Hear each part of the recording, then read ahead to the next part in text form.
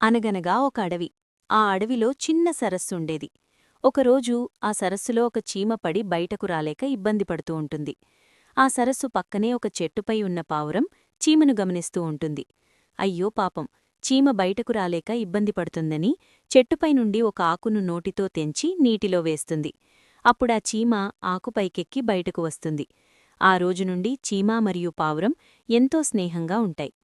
ఒకరోజు ఆ అడవిలోకి వేటగాడు వస్తాడు. చెట్టుపై ఉన్న పావురాన్ని చూసి బాణాన్ని ఎక్కుపెడతాడు. అది గమనించిన చీమ తన స్నేహితుణ్ణి కాపాడడం కోసం వేటగాడి పాదంపై కరుస్తుంది. అప్పుడు వేటగాడు కదలడం వలన బాణం గురి తప్పి పావురానికి తగలకుండా పక్కనుండి వెళ్తుంది. దీంతో పావురం వేటగాడిని గమనించి పారిపోయి ప్రాణాలు కాపాడుకుంటుంది. ఇలా చీమ, పావురం ఒకరికొకరు సహాయం చేసుకుని ఎంతో స్నేహంగా, హాయిగా జీవనం కొనసాగిస్తారు. మీకు కథ నచ్చినట్లయితే ఛానల్ను సబ్స్క్రైబ్ చేయండి.